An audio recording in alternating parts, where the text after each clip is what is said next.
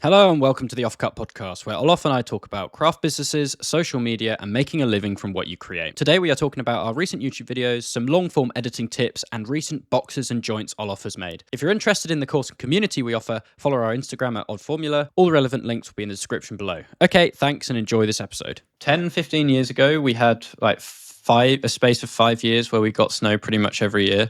Now it's we'll get it like a couple days of the year, but it's not enough to actually make an impact. It might have an impact for a couple hours if it's snowing proper heavily and everyone forgets how to drive, but it's usually gone the next day. Do you need to change to winter tires? No. Okay. We have summer and winter. It's like a must, but you can have all year round, but that's not very common. So Right. we have like a date you need to change.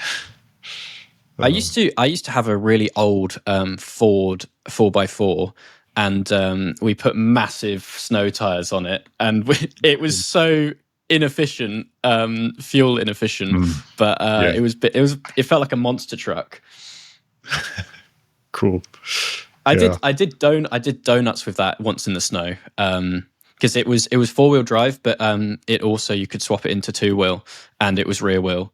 And sometimes if it'd been really wet, because it's rear wheel drive going around a roundabout, the back end might slide out. It's nice to have back wheel drive. We used to buy old cars, like old Volvo cars and stuff like that, and race on the fields.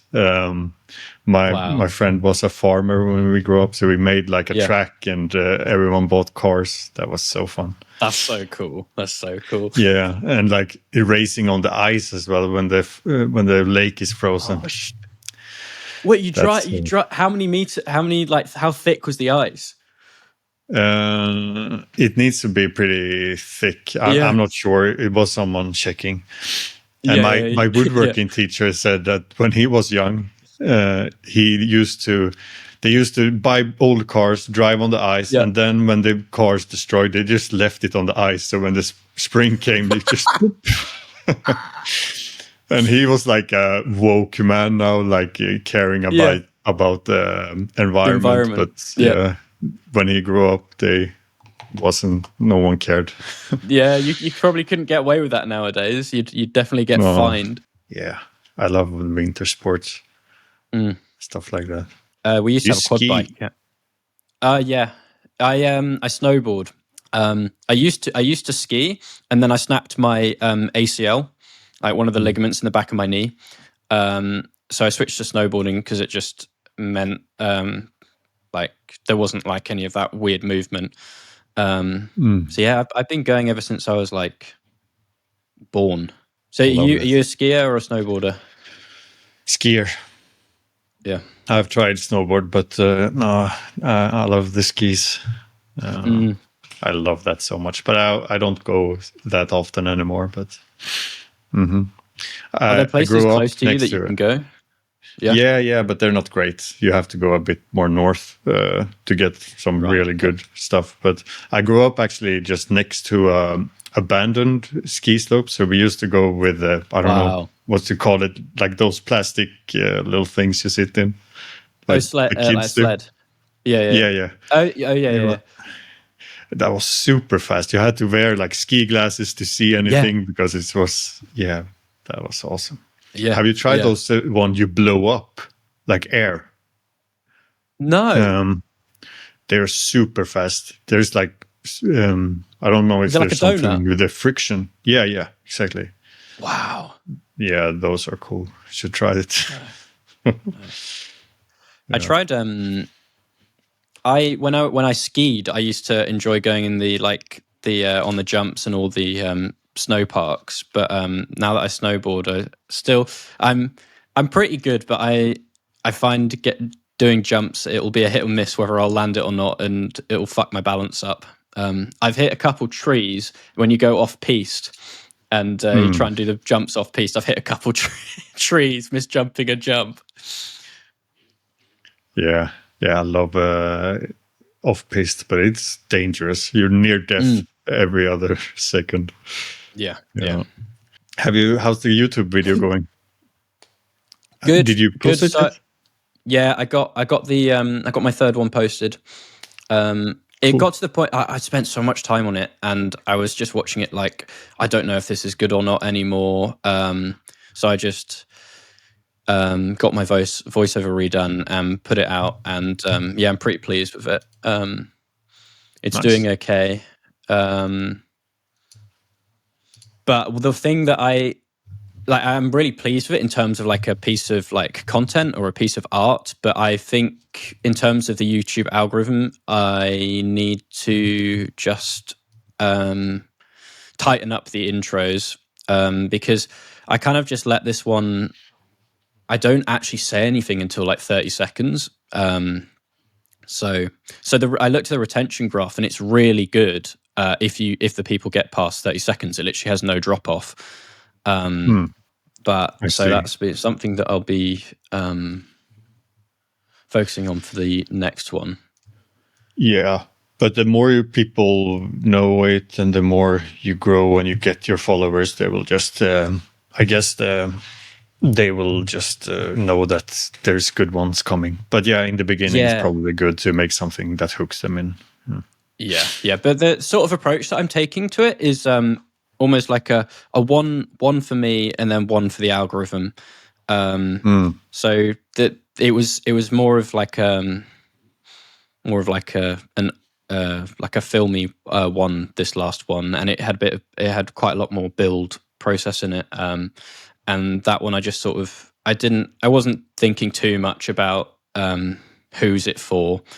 Whereas my next one, I'm going to do more like my previous one about gear. I'm going to do more like informational one, and sort of just stagger them like that. I see. That's smart.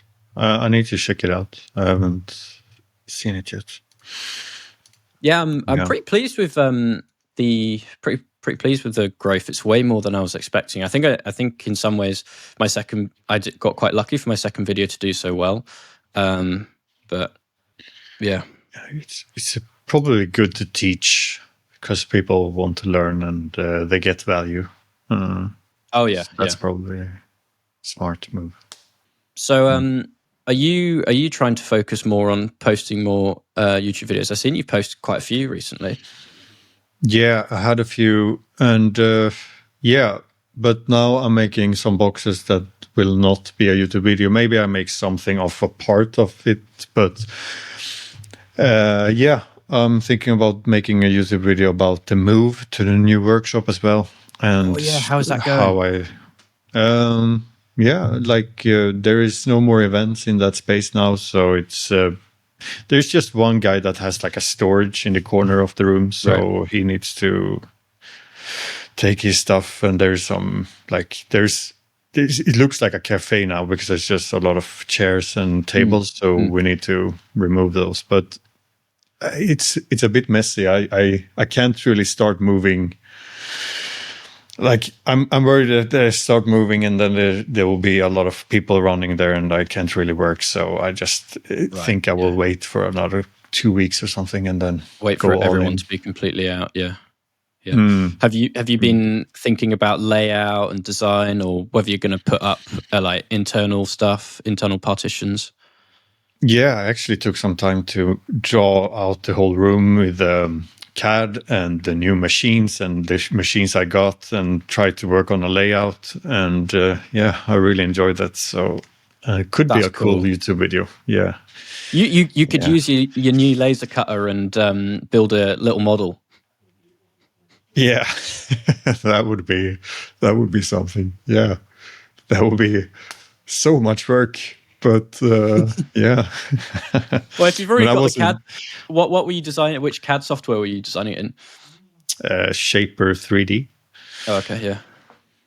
Yeah, maybe it's not so much work, but for exhibitions and stuff, they used to make those small models. But I think sometimes I just think it's too much work. Like when you get into the room, you can look and just furnish as you go, but I don't know, maybe it's good to plan. Yeah, so that will be one. But yeah, I'm thinking a lot about YouTube videos. But yeah, I got a few new ones coming out. Yeah, I definitely want to turn more into long form content. Yeah, that's my focus. Yeah, your last few have been really good. Nice, thanks. Yeah. I'm not sure if I should continue with the voiceover. I think it's good to build a relationship and to explain some, but I think I definitely lose some views because if it's a non-English speaker or someone that doesn't understand English, they won't watch it. But if you just do a process video without voiceover, everyone can watch. Have you thought about uploading like two versions? Like, so you could either split it in terms of you have a membership one where it's maybe the voiceover, and then the ones without voiceover is non-membership, or you have like a second channel where, because I know a lot of woodworkers, they'll upload like the process with no voiceover, just the woodworking sounds. Yeah, I've been thinking about it, but I've also heard it's not good to have it on the same channel because, like, if it's just one video, will go higher in the algorithms. So, but yeah, maybe a Patreon would be good. Patreon and or even the YouTube membership. Thing. Yeah, that's a thing as well. I've seen a bunch of channels do that now, where they hide the videos behind membership. Yeah, I haven't thought about how do you have a plan for that? Yeah, so I'm going to just upload basically. So when I edit a YouTube video, or the last few, the timeline after the first draft is quite long. It's like 30 to 40 minutes. So I'm just going to upload basically my first like cuts without basically all the bit, just a longer extended edit of stuff, and post that as memberships. And then I'm also thinking I'm going to do like sit down edit breakdowns, where I sit down, talk to camera, break down some of my short form edits, and put them as membership as well. So do you think you will use YouTube or Patreon or? I don't know. I think I'll have to try both to see what, because I think it will depend on what has a better conversion rate. Or if but I think, I don't know, I think I'm leaning more towards just sticking with YouTube for now, and using my website to sell like other digital stuff, because Patreon does have some fees, whereas if I sell stuff through Patreon, I get basically charged a fee, whereas if I sell through my website, it's like credit card fees and that's it. Do you know how much YouTube takes percentage for of subscriptions? It's 30%, so you get 70%. Yeah, that's pretty high though. Must be much lower on Patreon. Patreon takes, I think it's 10% of all sales. So that's membership or not. So yeah, but so like 70% is like the same as like Twitch memberships. Okay. Yeah, but it'll be interesting. It's one where you sort of need to sit down and think which platform is best. Yeah, and the simpler setup, the better. Yeah, I guess. Yeah, and think about where the traffic is coming from and who's more likely to sign up to what. Because I wonder if you could have. Thing is, my hesitation for having both is like then there's like too many things that people can sign up for. Whereas in a way, you want one place where if people are interested in getting more content, they go to that one place to sign up for it. So yeah, exactly. Yeah. So what sort of pieces are you working on at the moment? I'm working on some boxes, and I'm going to make.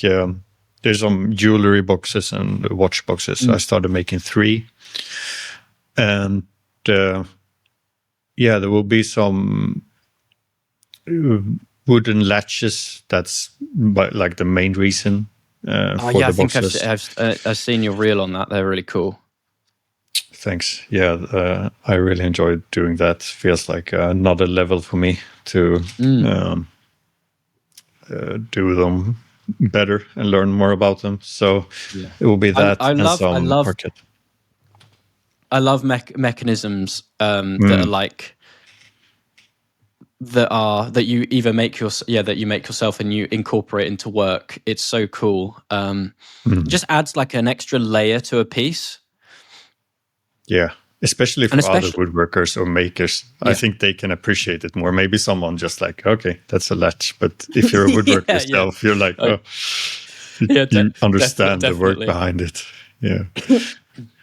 It takes so much time making mechanical stuff, though, but it's very fun.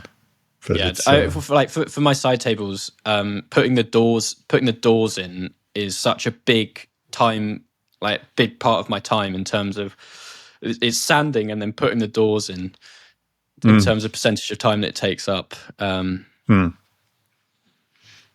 but you refine the process, and I've got like all jigs and spacers now that just makes it so much easier. Cool. What are you working on in the workshop? Do you have any projects going? I've got no side projects at the moment. I'm about to start a side project of I'm going to redo. So we have like a place where our coffee machine is, and I want to build like some custom, almost like little cabinets and storage shelves for it to make it all look nice. Because currently it's just a coffee machine next to, because I'm in a barn, a beam, and it's got shelves over the top, but our like coffee beans and syrups and all that are just piled in the corner. So I was thinking of designing some nice storage for that, and I haven't done any more on my hi-fi unit. I really need to. I do one step forward, and then I procrastinate, and I find something new to get stuck into. Yeah, when you finish that one, you will probably feel like a new person. Yeah, I literally start if in a month's time, or would have started it a year ago. So, but I think it can be good to have those projects because you're probably like productively procrastinating, so you get a lot of other stuff done instead. Yeah. Oh, that is such a thing. Productive procrastination. I do that so much especially if I have stuff to do that probably is like requires me to sit at my computer. I will spend so much time like doing the dishwasher, doing my washing, making sure the house is clean before I even sit down at my computer and do the actual work I'm meant to do.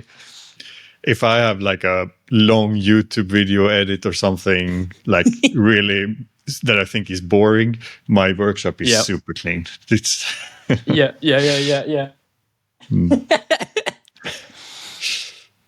It's good to have those projects. I also find that if I'm like stuck on an edit and I know what I need to do, move forward, but I'm just procrastinating, I'll just keep watching it. You know, you start watching it back and back and back and back, and it's actually so counterproductive because I think the more times you watch it, I think it can almost like confuse your brain in terms of what you're looking at, and it blurs whether you've made a good improvement or a bad improvement. Exactly, because you watch it so many times and you have worked on it. So for you, it's obvious. But if you just rest it for a few days and come back to it, you will watch it with totally new eyes. And for sure. But I have found that what has helped, a cool little trick that I've done, is if I change the aspect ratio while I'm editing. So if I spend like a day, I'll chuck it in a different aspect ratio, maybe a square form. And then the next day I'll put it back in 16:9, and then it feels like I'm watching it new again. Interesting.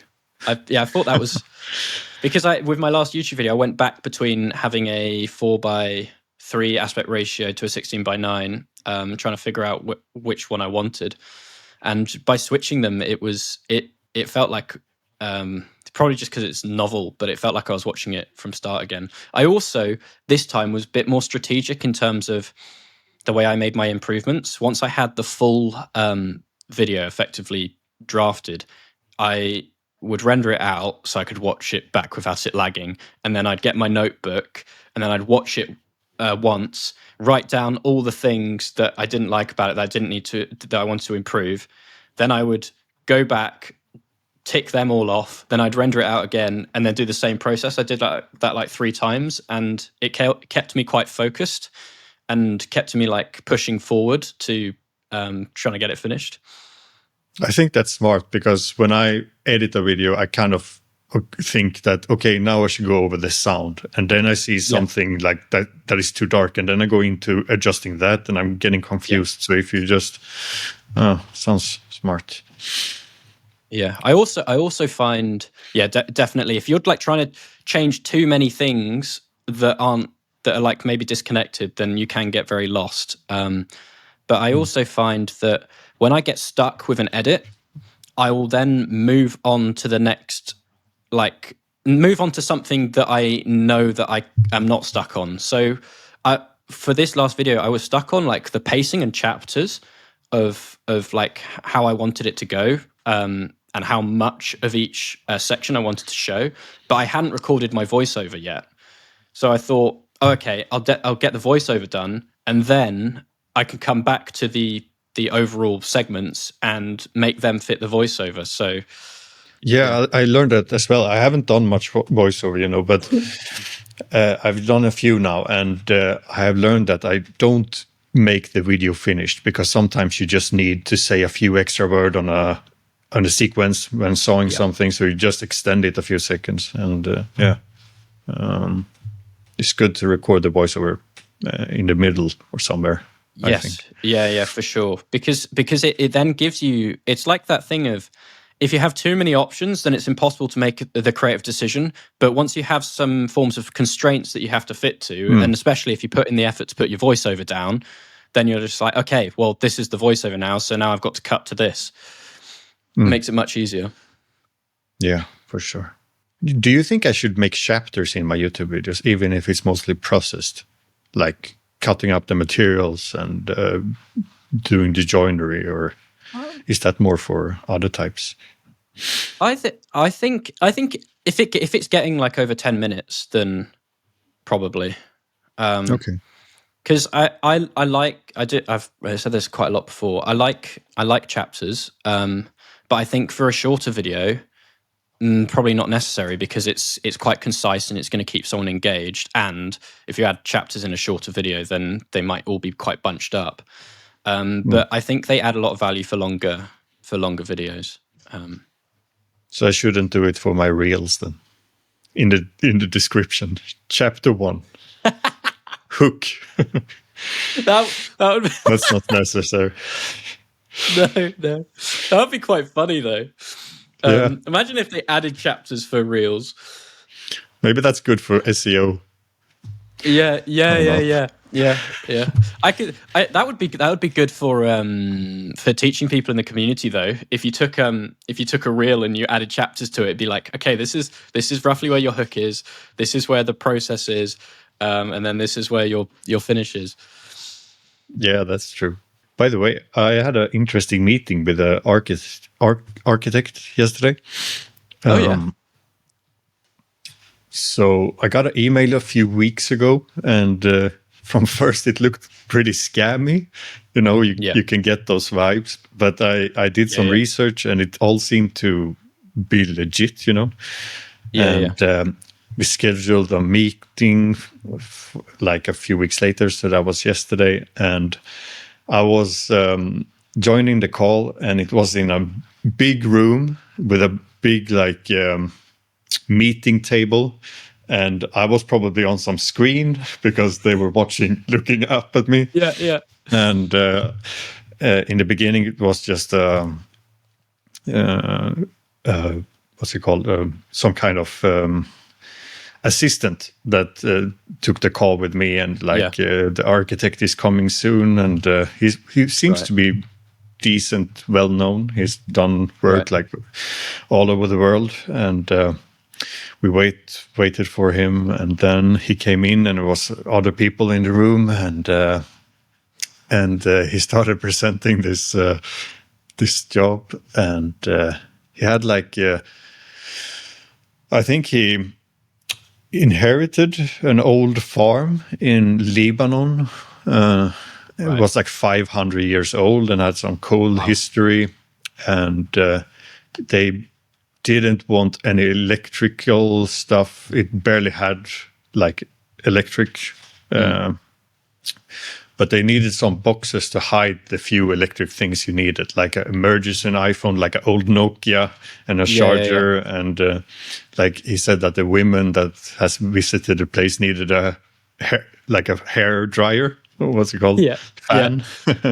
So a box to hide that, and then like a water boiler for coffee and tea. So wow. Yeah, that was a pretty interesting meeting. Did it feel like quite corporate? Yeah, both yes and no, but yeah, for sure. Yeah, I don't know what was so special with it, but I think they were based in Beirut, and it was a pretty cool building, and it was a interesting meeting. So I will leave some kind of quote on the boxes, and hopefully I get it. That would be cool. That'd be so cool. So how did they reach out? Did they reach out via email? Yeah, I think they found me through YouTube. Okay. Yeah. That's cool. Yeah. I usually get most people find me on Instagram, but it's good to hear that people find me through YouTube as well. Yeah, that's really good. It's just to show that you should really focus on what you want to do, because there's so many people in the world and you never know who needs what, So if you enjoy making boxes, there will always be someone needing boxes. So have you figured out your laser cutter yet? There is some problem with it. So, I was missing a fan. It should have been sent a fan that sucks. It's not included like a fan in the laser cutter, so it should be some external one. So when I do it now, it feels like the whole building will put on fire. There's so much smoke. It stinks, doesn't it? Yeah, but it's big and I like it. It's good and powerful, but I've worked with one a few years ago, so it was it feels good. What do you think you'll see yourself using it for? I want to explore it with veneer work, if I can make like really cool veneer stuff and fix the burn mark that it leaves on lighter woods. And I've experimented with it, and with the right setting you can get it pretty good, and especially if you sand the edge carefully as well. So how would you go about sanding? Would you hand sand it? Yeah, and straight. I made some straight cuts as well, and then I planed them. But if they have a curve, I guess carefully sand them. Yeah. So if you plane them, would you do that on like a shooting board? Yeah, that would probably be the best option. I just did some testing with having them laid down. Yeah.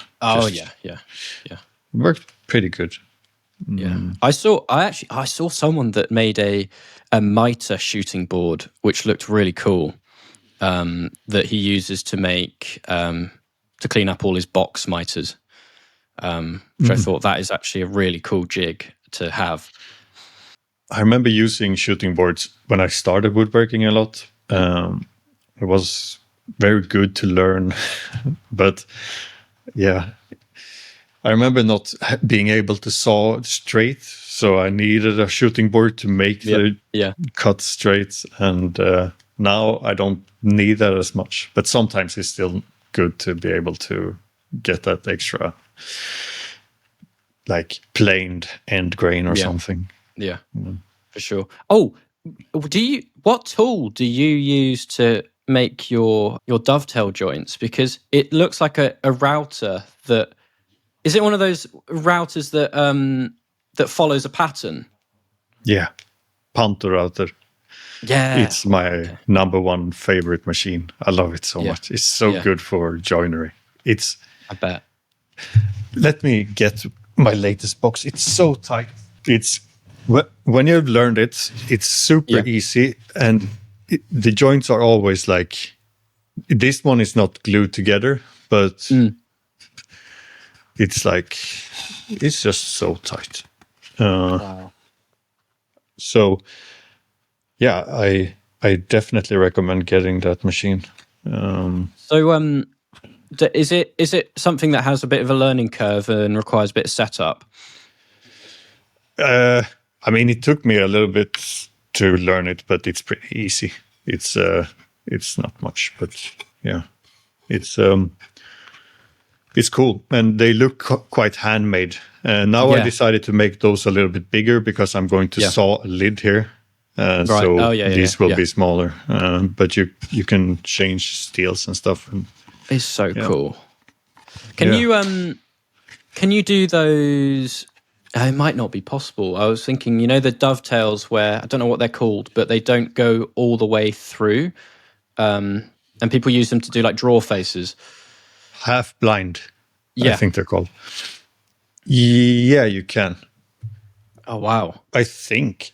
I don't know. I don't think I have done that with them. But maybe if you can't, you can at least do one side. So you can do the tails and then maybe...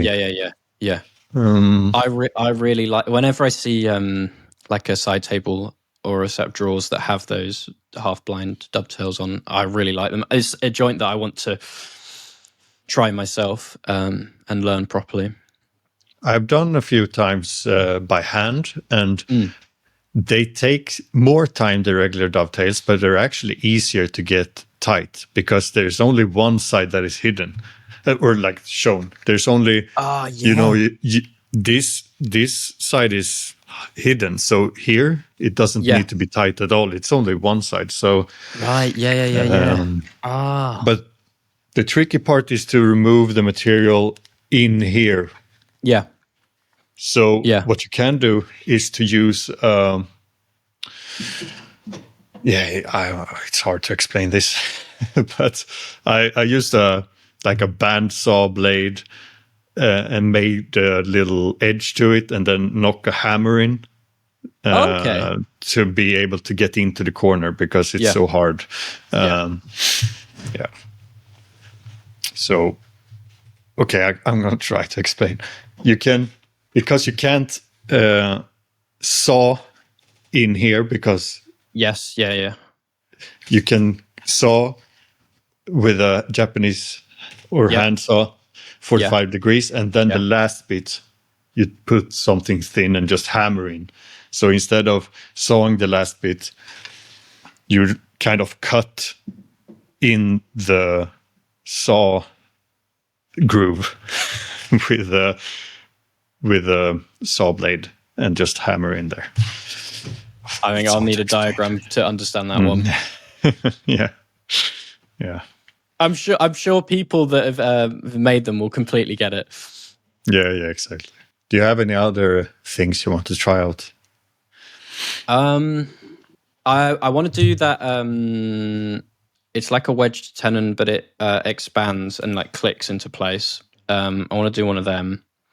I don't actually know what the name is for it, but it's a tenon that has a that like flexes inwards and then goes through the mortise and then clicks back out. Like a thing, I know what you mean. I don't know the name of it. I got one you should try. So if you feel like you have too much time, you should try those. Mizu Gumi. What the fuck? Those are tricky. So